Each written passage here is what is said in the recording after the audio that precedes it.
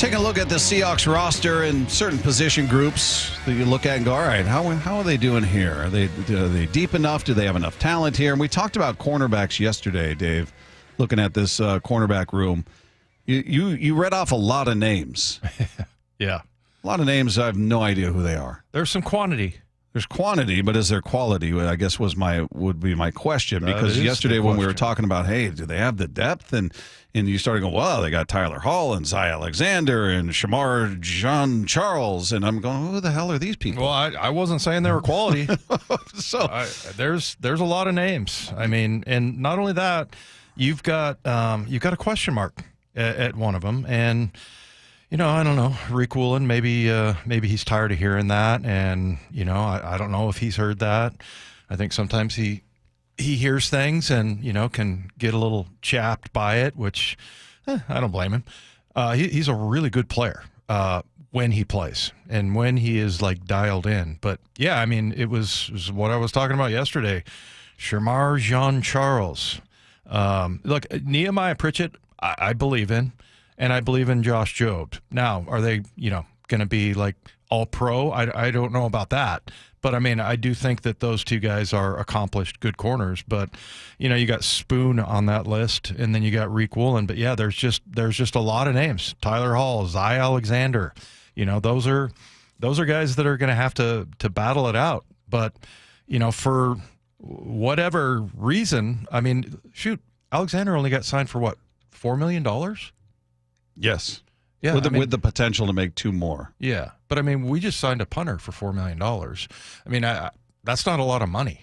So why do you say punter with such disdain? A punter. I'm glad we paid our guy. I mean, I'm glad he's punter. But, I mean, just in case somebody was thinking that, oh, yeah, we're going to have to spend $10 to $15 to $20 million for a corner, that's what he went for. So, yeah, I mean, but it just shows you that that's where the belief system that they have in their corners and having that battle. Now, they get into camp a week or two, and now all of a sudden that battle is not playing out the way they want it. Nobody's really stepping up and grabbing, a spot as far as, whether it's the starter on one side or, backup or depth or whatever. Then, maybe you'll see them make a move. But it's just one of those. I would say the same thing about linebacker, inside backer. Off the ball linebackers, there's not a lot of depth there either. So, we'll see if they have some guys that they really believe in and think that can create the kind of competition that would, get a guy a starting spot or a good solid backup. Yeah, we this is from June 11th, and Mike McDonald speaking with the media, and he was asked about the depth of that cornerback spot and how he feels about it. Great. Yeah, we got, again, these are great battles going into the offseason. Now, I mean, are we not going to look to always improve our team in any aspect? No, we're always going to be out there and try to be in everything, and chasing edges on making us better. But the guys that are with us right now, kind of in that 3, 4, 5 spot is exciting. I mean, the guys are doing a great job, but Go nail it this summer and come back and go compete your butt off. Chasing edges, and then they're excited about the guys in the 3, 4, 5 spot.